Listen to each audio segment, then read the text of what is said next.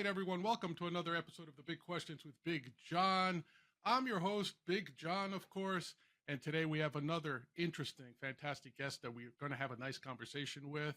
Let me introduce this man by reading his bio. Dr. Benjamin Powell is a prominent economist and academic known for his expertise in free market economics, immigration, and global labor markets. He is the executive director of the Free Market Institute at Texas Tech University and a professor of economics in the Rawls College of Business. Dr. Powell has made significant contributions to economic research and policy discussions. Everyone, let's welcome Dr. Benjamin Powell. Dr. Powell, welcome to the show. Hey, Big John, and feel free, just call me Ben. Let's have a conversation, man. All right, man. Ben, it is. Fair enough. I love that. We're already off to a great start. Well, we got plenty of time to screw it up. There you go. There you go. All right, Ben. So let's start out with the basics. What got you interested in pursuing a career as an economics professor, theorist? Economics is typically not the first thing that, say, a high school student might say, hey, my life's dream is to grow up and be an economist. What set you down that path? Yeah, no, certainly it wasn't. And I started off college majoring in something even more boring, accounting. And started taking more finance courses and econ courses, and I kept taking more of the econ, and eventually it became a minor, then a second major. And it was during college I went to an event that the Leadership Institute was hosting, and it was on, it was more political really than it was economics, but they throw you books when you answer questions, and they threw me Capitalism and Freedom by Milton Friedman. And I read that and I said, wow, this makes a lot more sense than the stuff I'm hearing from my kind of lefty economics professors at the University of Massachusetts. And I found out that Hayek was his colleague. So then I read Hayek. I found out Mises was his teacher, read Mises, then Rothbard, attended a summer seminar at Mises Institute, got into this stuff, and ended up at George Mason pursuing my PhD in economics. And here we are about 25 years later and live, eat, breathe this stuff, and have been doing it the whole time and love it. Yeah, that's interesting. You know, I have to admit something.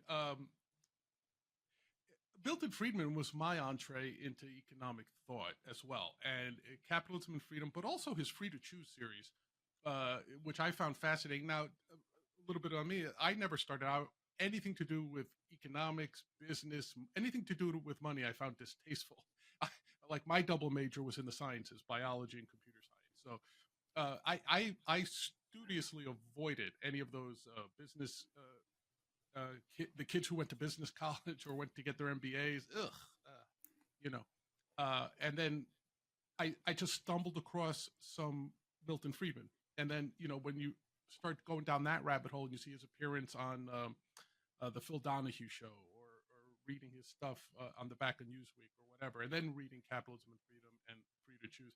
So I kind of start, which is interesting because I never then went down the rabbit hole beyond Hayek. Like I kind of stopped at Hayek, the Schumpeter's, like guys like that.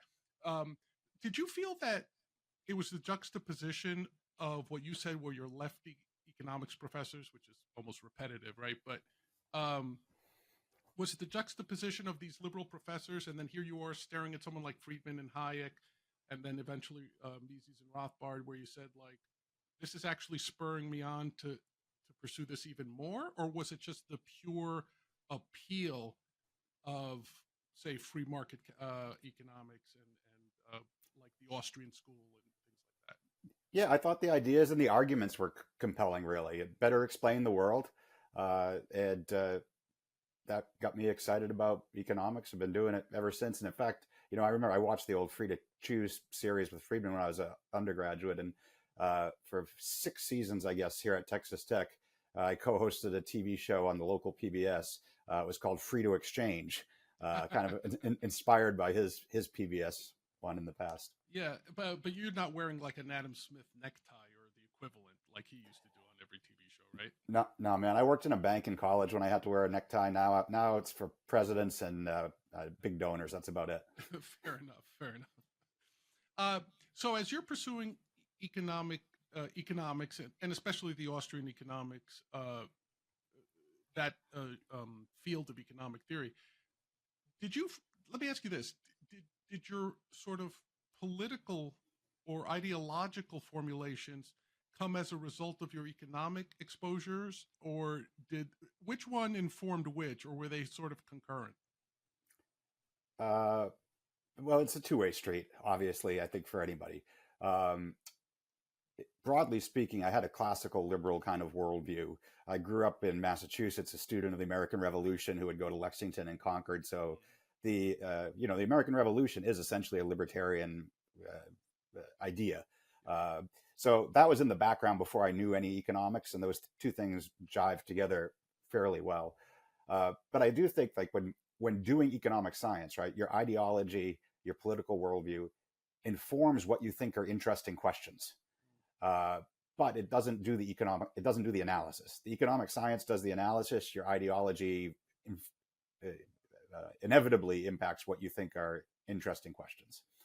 Yeah, that's interesting, and I kind of like got drawn into that phrase, economic science, right? So what's interesting is some of the Austrian economists that I've spoken to, uh, they when they kind of poo-poo the Milton Friedman, the Chicago school, right? They'll say like, well, Chicagoans tend to be empiricists, whereas they think there's a model for everything and everything needs to be rigorously tested and so forth. Whereas Austrians are just look to describe the world as is and they believe in inherent truths in economics as opposed to having to test everything empirically. Do you feel that's like a fair statement?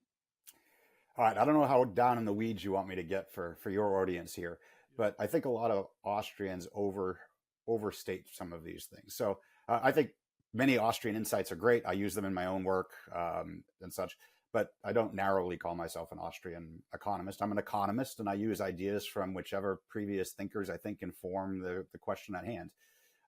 When the Austrians, you can have Austrian theory, which they'll call a priori, and that is by definition in philosophy of science not empirically testable. But you can have a priori theories that are irrelevant and that do not apply to the real world. So the role of empiricism is saying if your a priori theory actually has applications in the world, if your a priori theory isn't explaining and correlating with things that are actually happening in the world, maybe you've done one that's irrelevant. Second, economic theory gives you directions. So, demand curves slope down. It's in the nature of how we've defined the terms to begin with. But it doesn't tell you if they slope down like this, or like this, or like this. That's an empirical question. And the only way you get at that is with empirical analysis. So I think there's lots of interesting questions in the world that pure theory just doesn't give you a straight answer to. And it could be that also in lots of situations in the world, particularly if we're talking about complex things like economic development, growth of nations, that multiple things are happening at once, some that have theoretical consequences that go in one direction, some that go in another, and sussing out what's empirically more meaningful in terms of explaining the development of a country is not something you're going to answer with pure theory. That said, Yeah. I don't think you can do empirical work without theory, because the very nature of what data is informed by what your theory is. So the far extreme in the opposite direction who says, oh no, I don't believe in this theory, I'm just a data guy, it's bullshit. You either have ad hoc theory that informs your data, or you have systematic thinking. And I think economics gives us a systematic theoretical way of thinking about the world. And then disciplined social science also involves looking at empirical questions with those theories. Yeah, it's interesting how people sometimes just assume that if you have a big enough computer or big enough cloud space, data will solve all your problems. Like that data can contextualize itself to whatever situation it is. And that's like even in my business, I find that to be patently false. Like you can't just line up a whole bunch of formulas necessarily absent the context of why you're trying to derive what it is, the answers from those formulas. So you consider yourself, would it be fair to say you consider yourself a little bit of a hybrid of all these different schools? Or like if someone said, hey, brand yourself as an economist, Ben, what would you tell them? That I'm methodologically promiscuous. I love that. That's like such a political answer, Ben. In that,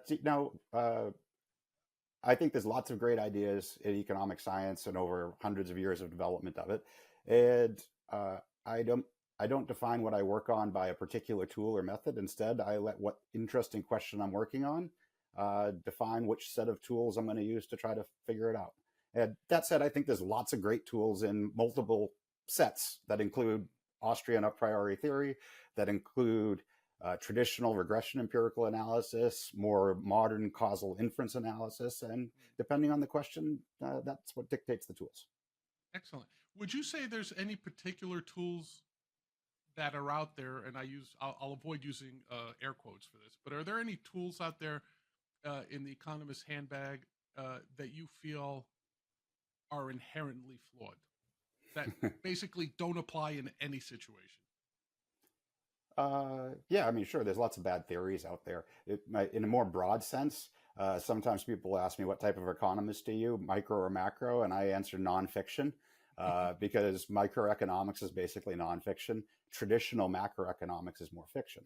But that's not to say that there aren't macro phenomena like unemployment, inflation, and all these things. It's just good explanations of these macro phenomena are ultimately rooted in the choices of individuals. And that means microeconomic foundations of macroeconomic phenomenon.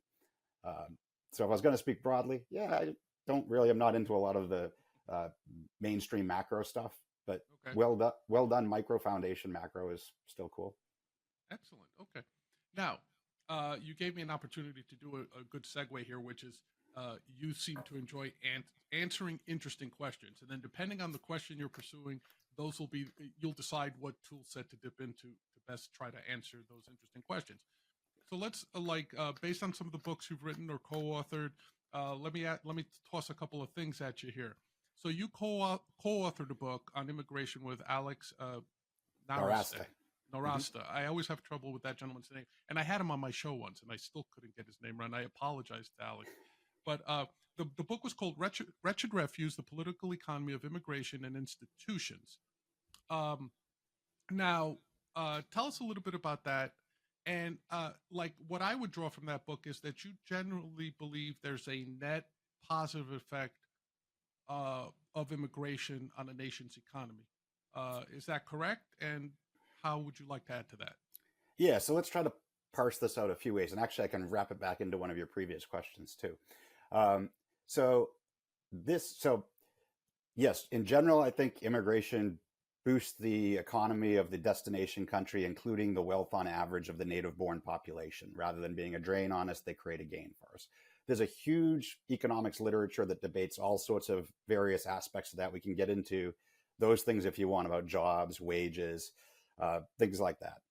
But this book was really about what I think is the most important question/objection to immigration from a destination country standpoint, because economist estimates of the economic gains from migration are jaw-droppingly massive. We're talking like if you went to a world of free migration and on average of doubling global GDP. Whatever other substantial problems, overcrowding, slums, tax strains, whatever you want to come up with like that, if we're really doubling global GDP, you have to be thoroughly uncreative to not figure out a way to solve those problems with a world that's twice as rich. The big question that we are trying to address in this book is, do immigrants bring some baggage with them that is responsible for the lack of productivity in their origin country and make the destination country a little bit more like the origin? So put this in very plain terms to make an obvious example. Socialism is responsible for Cuba's poverty. That's why Cubans aren't productive in Cuba. Cubans in Miami are very productive because they work in a mostly capitalist system in the United States. If Cubans leaving Cuba, moving to Florida, brought ideas that promoted socialism in Florida with them, that would not only not allow them to realize the big income gains, but it would drag down the productivity of existing Floridians and make them poor. So this is something that's called the new economic case for immigration restrictions. And it started with an economist at Harvard, George Borjas. I shouldn't say it started with him. It became most well-known through George Borjas from Harvard. In some sense, the idea is one that's been there throughout American history. You can get quotes from Thomas Jefferson or Benjamin Franklin talking about, I'm kind of paraphrasing here, but basically, if foreigners come to the United States, they're either going to bring their status roots of home or a licentiousness that's incompatible with ordered liberty. It would be a miracle if they stop exactly at the point of our institutions. So it's gone, but what's new about it is the Borjas angle on it is that the productivity differences between origins and destination countries have to do, at least in part, with the institutions, formal and informal, that govern economic interactions. And those institutions are, at least in part, a product of the beliefs and the hearts and minds of the citizens there. So if one immigrant moves, they don't move their institutions with them. They just come and they get the economic gains. But if a lot of them move, maybe they bring enough of these bad ideas with them, whatever they are, and they could just be cultural traits, they could be formal institutions. He's very non-specific. And then what would that do to this doubling of global GDP? All of a sudden, does it shrink it? If it's bad enough, it could even turn it negative. So the question is, how much of that bad productivity from the origin country do they bring that spills over to the natives? And honestly, his paper on it, I think, is an example of kind of bad economics, because he asserted this case, kind of the intuitive one. Then he wrote a math model and did various assumptions of exactly how much of the bad stuff they brought, right, and said, look, it could destroy all the gains. Well, sure, I can make shit up and add math too, but there's actually no evidence in his new case for immigration restrictions that this does in fact happen. So Alex and I got talking and said, well, why don't we try to look for this? Now, since he's very general in it, and forget it, framing of him, just the question is very general anyway, we started actually at first we just did one article and then it spilled to another and a few papers down the line. I think I was giving an address at the Montpelier Society, and one of the guys on the panel with me who edits a series at Cambridge University Press, he's like, do you have a book manuscript on this? I said, no, I got some articles. He's like, you should put this in a book manuscript and send it to me. And I got back and I was talking to Narastra. I'm like, all right, let's try to fill out the holes here of what do we think all the different things are. So what we did, we looked kind of across large numbers of countries and at individual case studies. And there's problems and advantages to doing both. So first thing, look at a large number of countries, look at the immigration stock in the country at a certain time period, let's say 1990. Let's look at the immigration inflow for the next 20 years. And we're going to look at economic freedom. So there's an index, Economic Freedom of the World annual report. You can find it on freetheworld.org. And we're going to say, what was their economic freedom score at the start of this period? What was the score at the end? What relationship did that have to the stock of immigrants at the start? The number who came in over that time, the interaction of the stock and the flow. And basically what we find is not a single case where we did it a whole bunch of different ways empirically. Right. We didn't find a single result that had the sign and significance that Borhardt claims in the new economic case. Nowhere did the economic freedom go down over that 20-year period. And quite often we found it improved with more immigrants coming in. And was that independent of, so one of the criticisms you hear, surprisingly enough, even from libertarians, is that this time around, immigration is different. Like throughout the American history in particular, right? You've had the Know Nothing Party and things like that. You've mentioned Jefferson in some cases.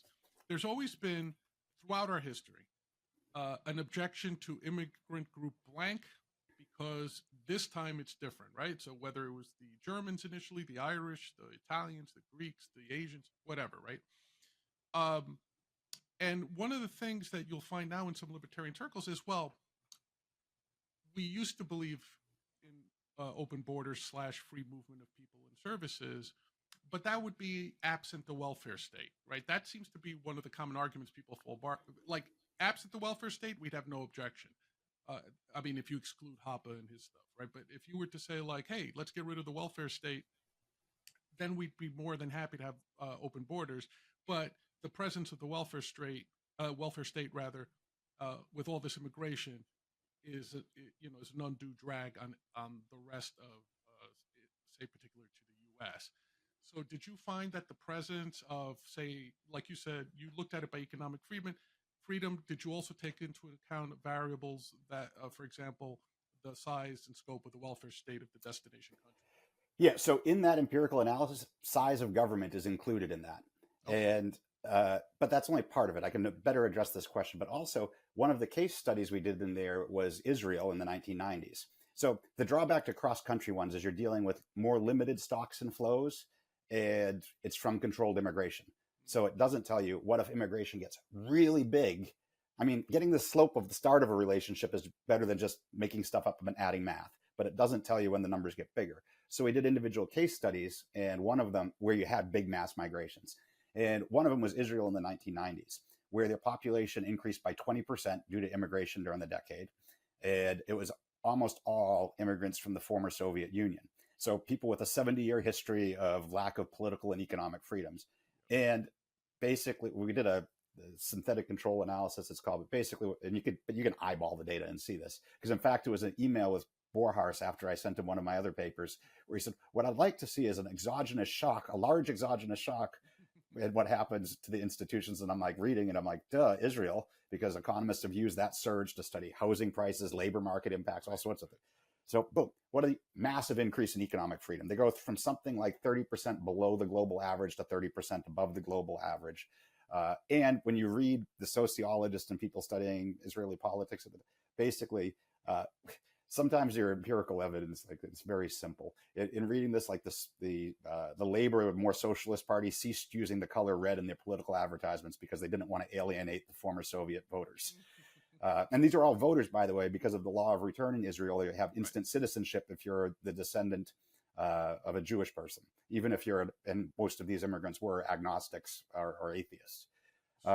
So they had a direct hand immediately in the way government performed, is what you're saying, right? Yes, it formed their own political parties, became part of a ruling coalition that implemented economic reforms. But when we decompose the economic freedom there, what you see during that decade, 4 of the 5 areas of economic freedom improve. 1 gets worse, and it's size of government. But when you dig into it, what happens is they were all instantly eligible for the welfare state. And when they first migrated, transfers increased. By definition, that's going to bring your size of government score. Now, policy didn't change, just the amount transferred did. You look a decade later, once they're economically integrated, government size of government score rebounded back to where it was because policy didn't change. It was just the transfers. So that's one part. But the other part more generally, and this is not the institutions questions, it's the welfare state question. I think that's probably relevant for a lot of your libertarian or conservative audience. Yeah.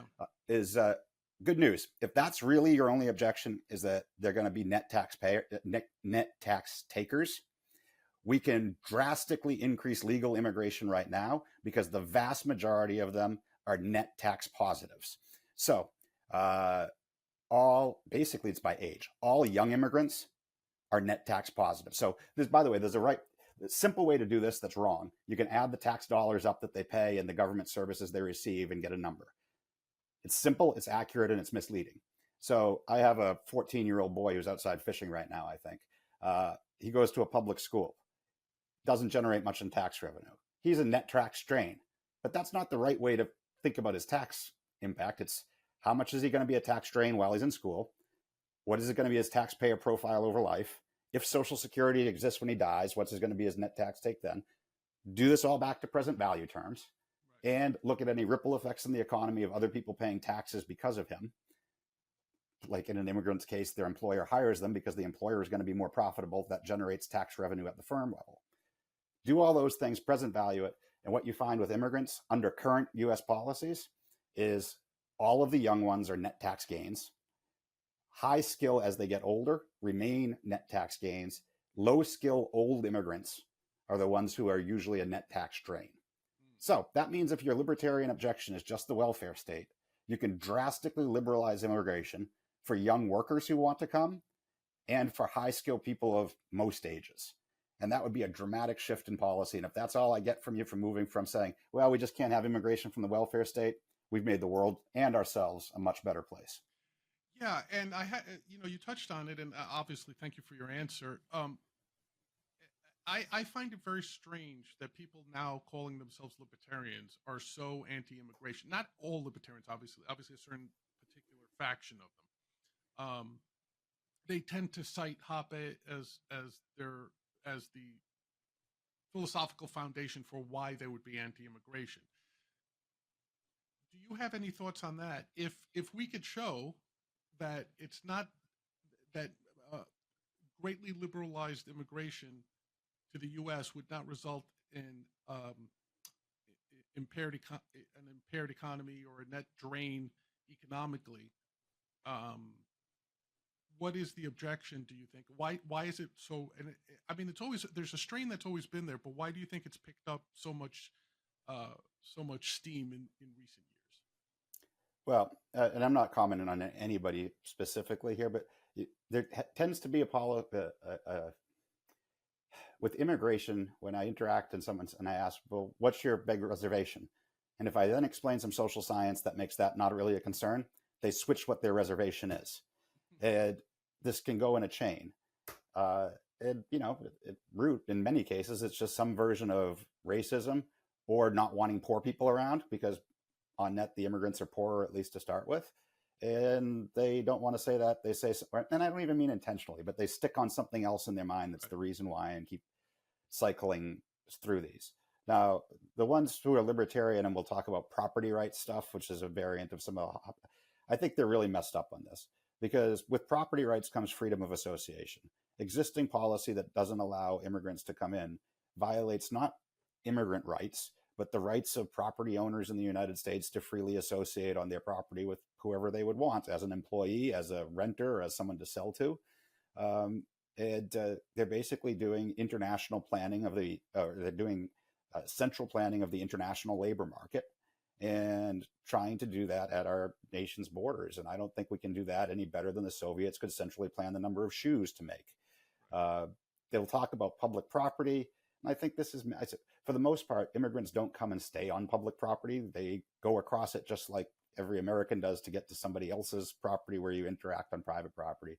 The welfare state and this tend to be two things that get mixed together. And I think libertarians just kind of get confused over a small part of it versus the big picture on it in terms of human liberty and the rights of existing people in the country.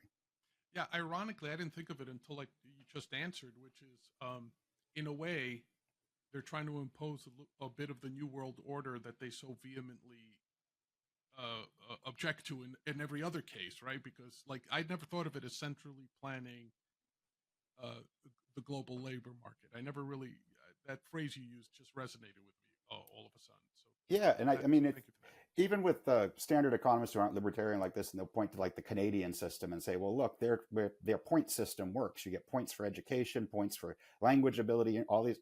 I'm like, well, what do you mean works? I mean, it impacts who gets in, but right. The idea that they're somehow getting the optimal mix of immigrants for the needs of existing Canadians is utterly ridiculous.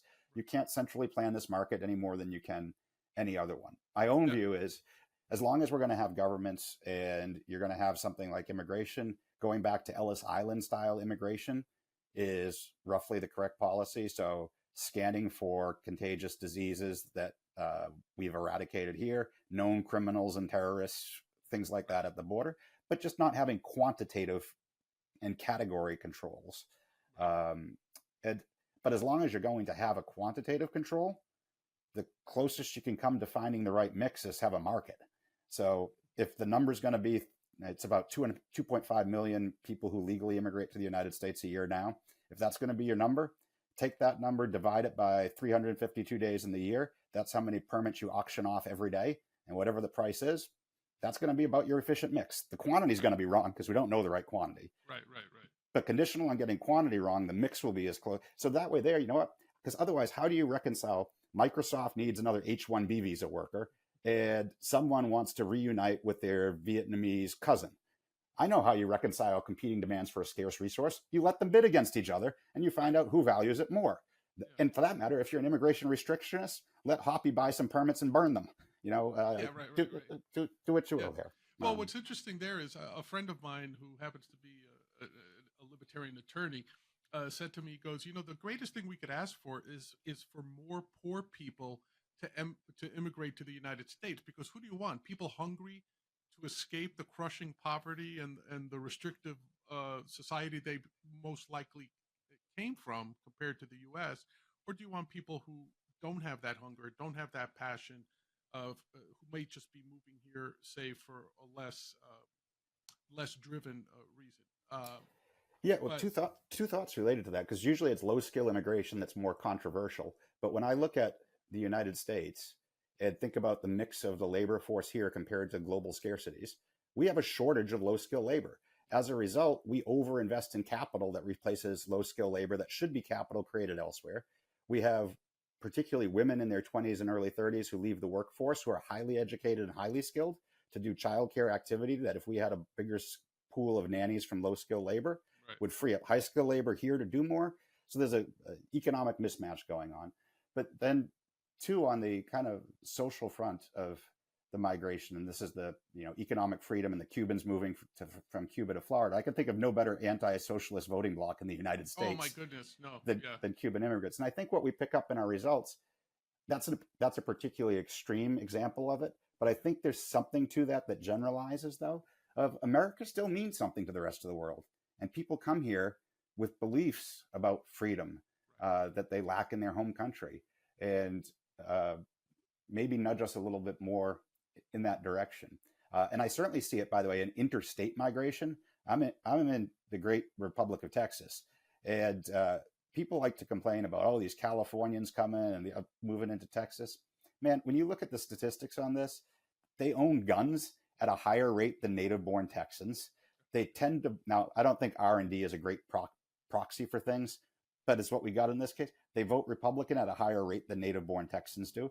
It's a selection bias of who moves. Yes. So they don't represent the ideas of where they came from. They more self-identify with the ideas of where they moved to. And I'm a Massachusetts-born guy who moved to start the Free Market Institute at Texas Tech, and my wife used to work in the general counsel's office at the NRA. So okay. Any stereotype they had from liberal Massachusetts moving to Texas is, no, I'm not. Well, it seems to be logical to me that if you agreed with the policies of Massachusetts, you wouldn't be trying to leave Massachusetts, for example. And why pick Texas? For the most part, it's because that's where you see your greatest either personal gain, emotional gain, or just happiness gain. So to me, it's just a natural conclusion that sometimes I just find it astonishing that other people don't see that. But sure, and there's different degrees of this, right? So if it's just California's escaping California's high cost of living, crime, and all the other crap. Well, you can go to Oregon, you can go to Seattle, you can go to Colorado, which is squishy purple. So, but if you choose Texas, that probably says something about your preferences. Oh yeah, so you're making a statement, man. Yeah. And there's other states, I think, where it's a little less clear about this. But Florida, I think, is also, I mean, COVID put this all on steroids of people who didn't like the statism in their origin states going to some relatively more free states. And I think there's a lot of selection bias, like pre-selection bias in who moves to where. And the same's true internationally. It's not the ones who benefit from their crony, corrupt states that they're coming from. It's the ones who have been oppressed by that and want to breathe a little bit more freedom. Exactly. Yes, I agree with you. All right, great conversation. But I want to also move on to another book because I know we're a little crunched for time. So, Out of Poverty, Sweatshops in the Global Economy. Now, what happens here is you hear sweatshop, and reflexively, most people will be like, ick, horrible. We should have laws against sweatshops. We should have laws against child labor. We should have more minimum wage laws to make sure people can eat and live properly and have decent lives. And again, I think this is, again, more of a libertarian or a position, which is what really is wrong with sweatshops? Well, I mean, I think actually as humans, we can look at them and say there is something wrong with people living in poverty and having low living standards. But that doesn't mean that the answer is that we have to get rid of that by fiat. Instead, we have to get rid of that by creating greater opportunity. So when I look around the world, I can't see any country that is relatively wealthy today that didn't go through something like a sweatshop stage of economic development first. And by sweatshop stage, I don't literally mean garment factories, although many places had them, but I mean poor wages, harsh working conditions, long hours. You don't go from pre-industrial poverty. The history of humanity, right, is on about $2 to $3 a day maximum living standard. You don't go from that to advanced standard of living without going through this transition period. Sure. And the sweatshops themselves are part of what leads to the higher living standards. So proximate causes of higher living standards, human capital, physical capital, and technology. Underlying causes are better institutions of capitalism versus socialism and things like this, but the proximate ones.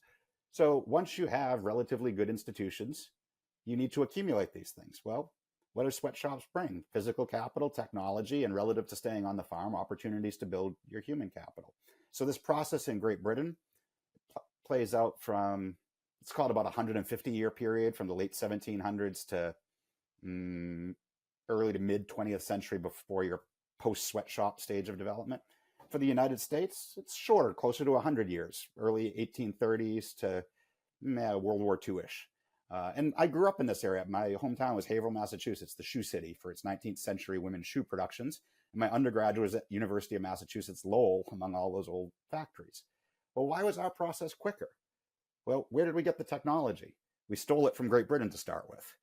Where did we get the physical capital? Actually, British investors financed part of this. So when I think about the sweatshop countries post-World War II, this is your Hong Kong, Singapore, Japan to some extent, although they're the weird one, Taiwan, Korea, all of them, it's about a generation that they go from pre-industrial. All of those were, except Japan, were pre-industrial societies at the end of World War II. $2, $3, $4 standard of living. Right. And they're all wealthy first world nations by 1980. Japan was decimated, obviously, by the war, which is what pushed its standards back down, and it rebounded quickly. But the other ones had no history of being this rich country. Why did it go so much faster? Well, they get investment from the United States and other development countries that pushed capital in, pushed technology in. Whole process goes quicker, and they were all relatively economically free countries. That same process is playing out today in the countries that we see with sweatshops: China, Vietnam, India, Indonesia. So the first edition of Out of Poverty came out a little over a decade ago, and I just finished the copy edits for a second edition that's supposed to come out at the end of this year. And one of the things we did in the second edition is we went back and we looked at all the countries where we identified sweatshops and the wages they paid from 1995 to 2010, which was the data in the first edition of the book. And we said, how many of those countries have sweatshops reported in this next 10-year period? Answer is a lot of them drop off. You don't hear about it anymore.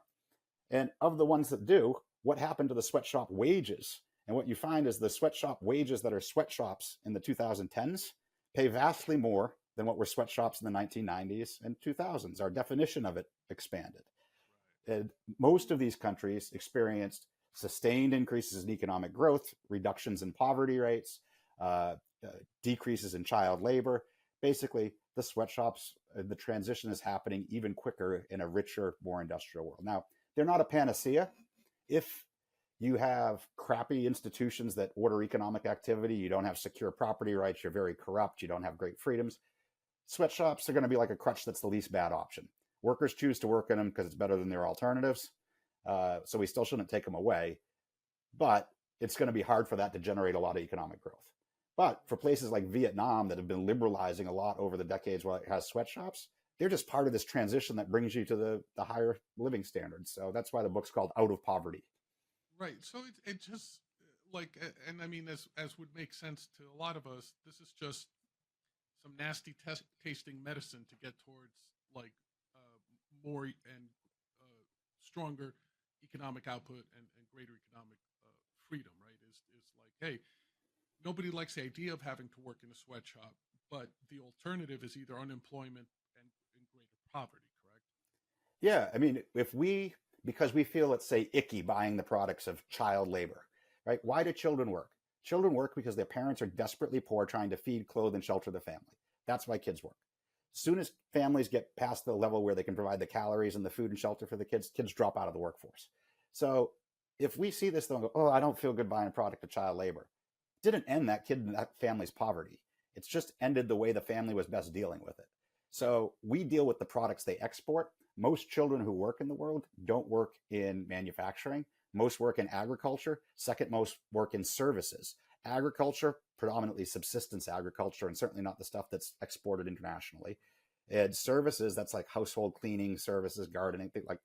Where do you think remuneration for children is better out of these three sectors? It's manufacturing. So when we stop buying the manufactured goods, the children go to other sectors to work where they earn less money, where they build less human capital, and in the case of ag, where their actual injury rates on the job are higher. And the families earn less as a result. So we make their poverty worse. And the same is true of sweatshop workers generally. We should interact with them, buy their products, agitate for greater free trade. If you care about the welfare of sweatshop workers, it's not that you can do nothing. So the process of development is ultimately what cures poverty. That's the big deal. But on the margin, we could lower tariffs against countries so that we can secure bigger gains from trade for both them and us. If you want to instantly create economic development for them, give them more visas. So if you take a Haitian out of Haiti and move them to the United States, their income goes up by 1,000% on average, like that. The process of development in sweatshops, it'll raise your incomes by 1,000%, but it's not like that. It has to accumulate over the years. Right. No, that's fascinating, and you're right. I think if you look at it logically, there's no reason you would object to voluntary sweatshops. We're assuming there's no coercion to get like rounding up kids and having them, work against their will. Right. I But think we have to distinguish between these two, and it's important right, because some people confuse them and call, oh, it's slave labor. No, it's low wage labor that people choose, admittedly from a bad set of options, but that choice means they think it's their least bad option.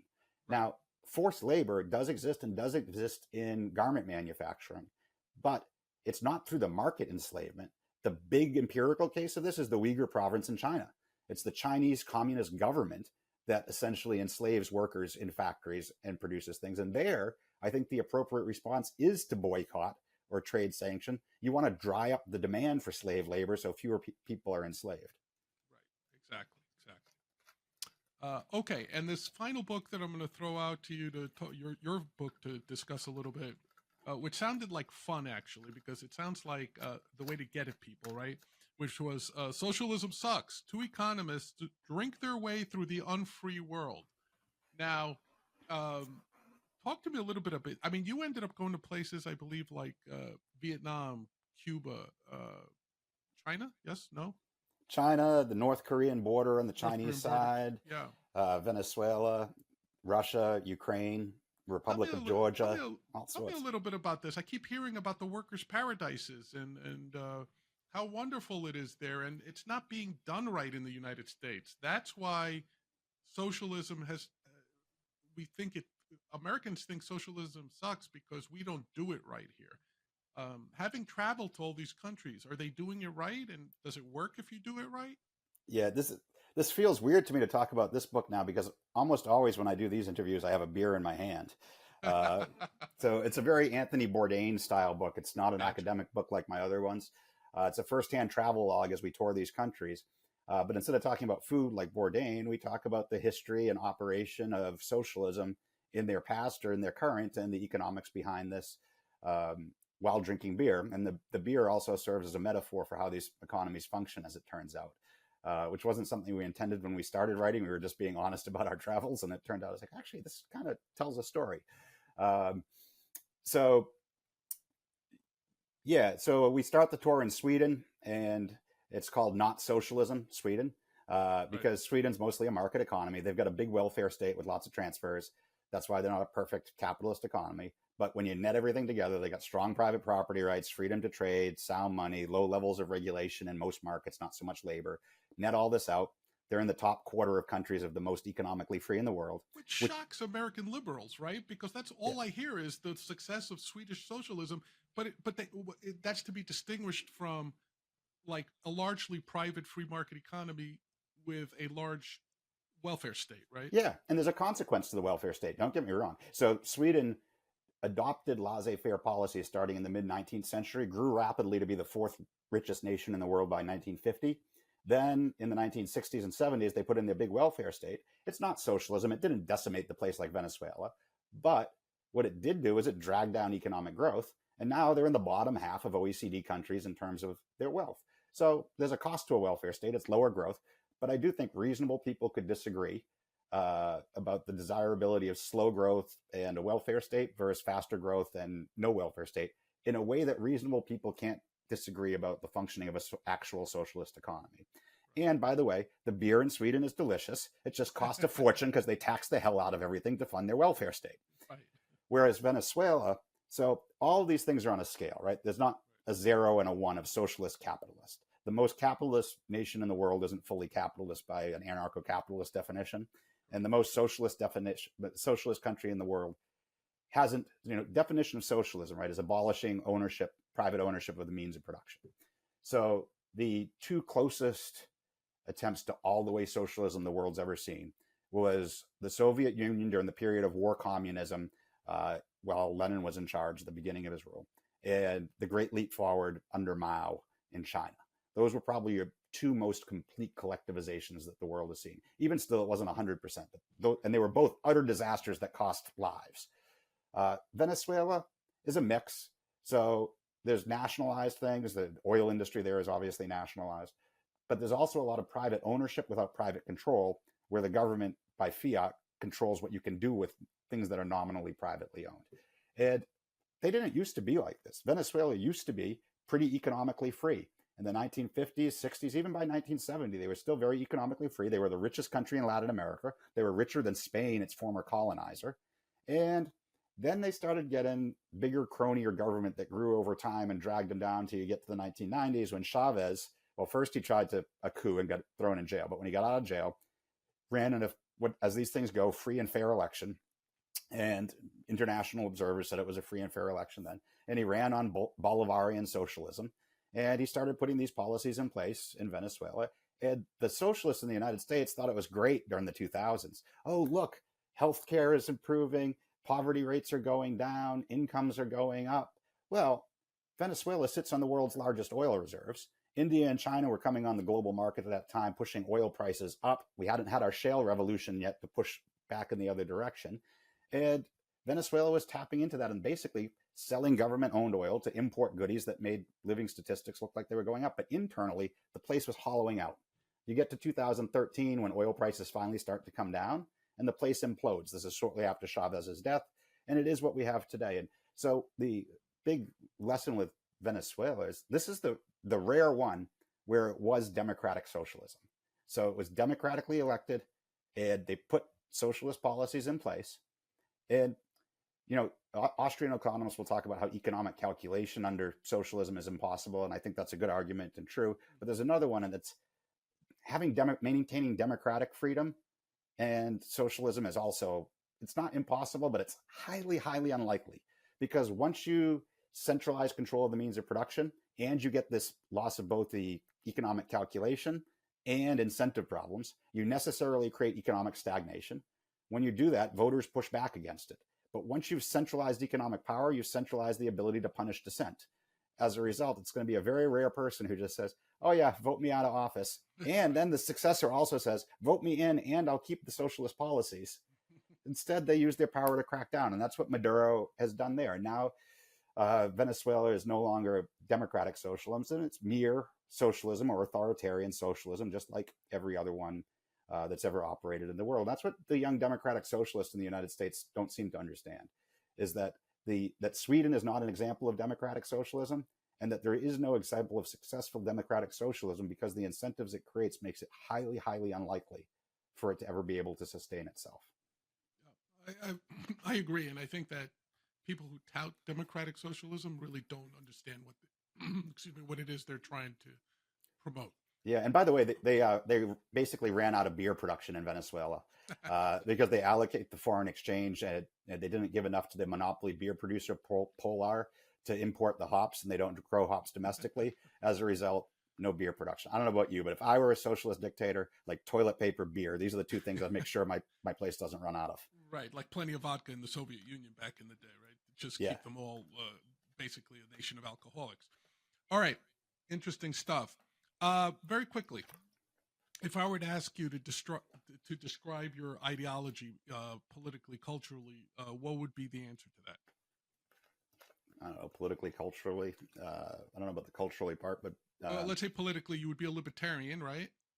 Yeah, I'm not a member of a political party, but in terms of broad ideological outlook, is a classical liberal, rightly understood, which usually means libertarian in the United States today. Although some conservatives, if you ask George Will what conservatives, and I have asked him this, what does conservatism mean? He says conserving the principles of the American Revolution in the American sense. I'm like, well, that sounds like classical liberal or libertarian to me. Right. Well, people forget that. They hear the word liberal and they assume leftist, not realizing that the American Revolution was rooted in liberalism. So properly understood, you would define yourself as a classical liberal as opposed to a minarchist. I don't think you're an anarchist or an ANCAP or an agorist or anything like that, right? Well, I think those are interesting. So I think anarchism is an interesting research question for political economists. And that if you care about ideas of liberty and believe that that is a sustaining equilibrium, that would be something to strive for. But I don't spend too much time on debating. Well, actually, I've written on that stuff in scholarship a bit, including criticizing people who use the label minarchist, because I think they're being thoroughly uncreative. The minarchists usually will define it by function. The government should just do defense, law, courts, maybe police. Right. Okay, well, those are functions. It doesn't tell you how much of them they do, because we already have arbitration and mediation in the United States and internationally. We already have private security, both of high quality and low quality. We already have examples of, at least on the margin, different national defense being privately provided.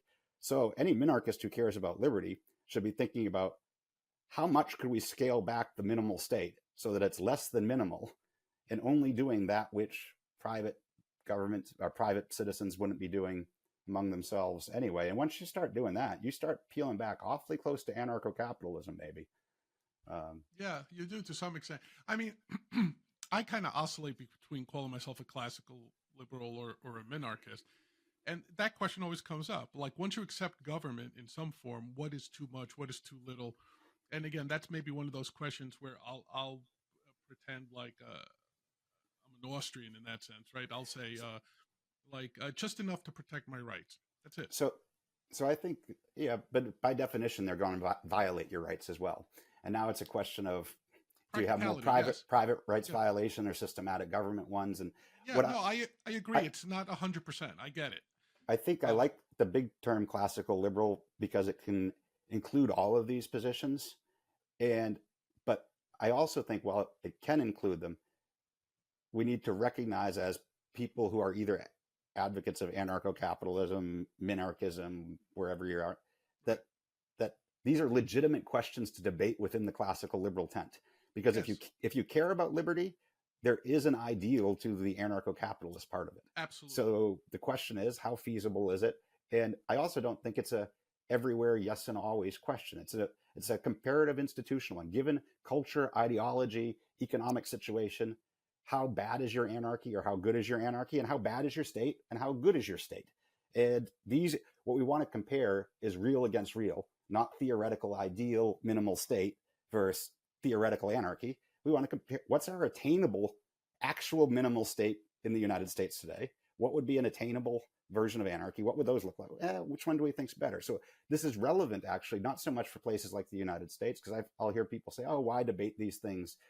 Tax rates are too high. We've got so many other things that we've got to. Well, I think, one, it's important to know where you're going, but it's actually policy relevant for a lot of poorer countries.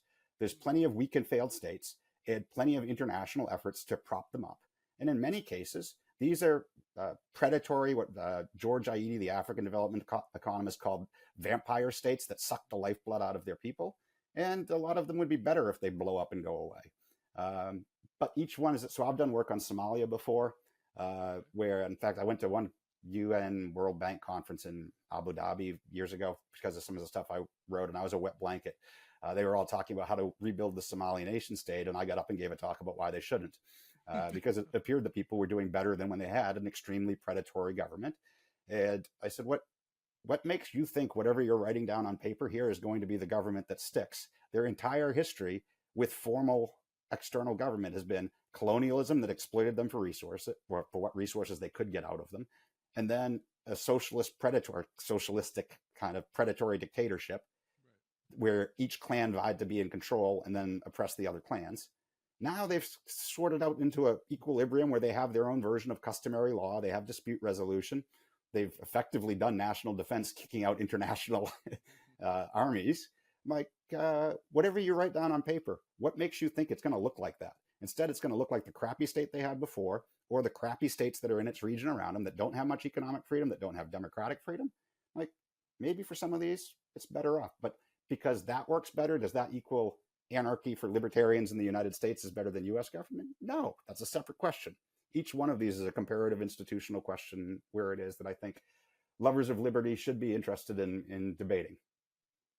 Excellent answer. I love it. Thank you for that, Ben. Okay, let's wrap up with a section of the show now that I refer to as silly questions. These are going to be 5 questions. There's no right or wrong answer. I'm going to shoot them out at you. Tell me what comes to mind. This is just to get folks to get a little bit of a greater appreciation and understanding for Dr. Benjamin Powell. Okay, first question.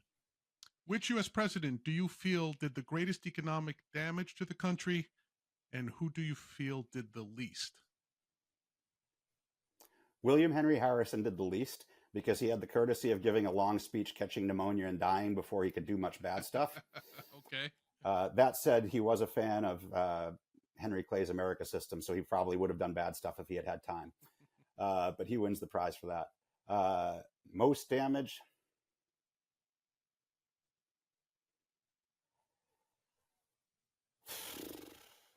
Oh, it's hard, and it's also the question of which one did the most damage. It's their personality, or is it the circumstances they found themselves in?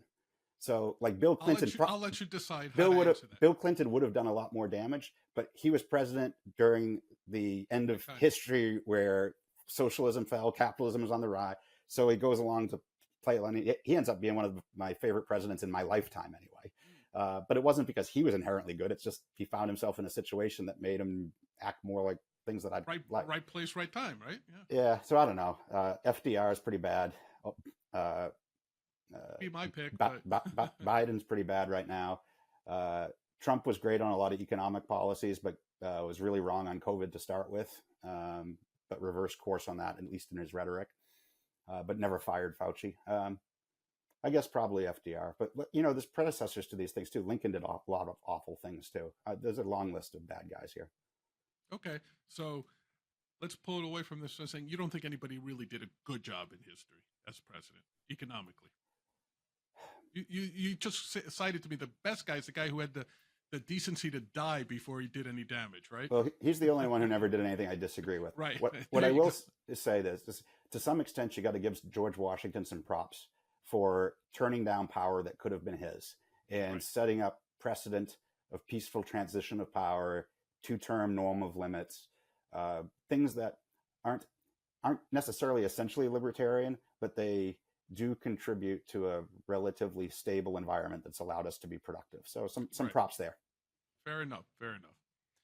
If you could choose just one book to introduce free market principles to high school students, which one would it be?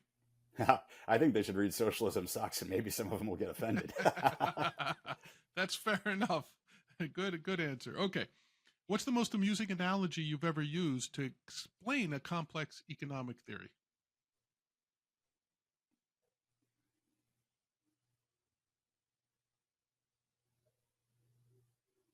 Is it maybe the friends drinking beer, and when there's a refund, they want to share it equally, but when it comes to paying, they feel their rich friend should pay?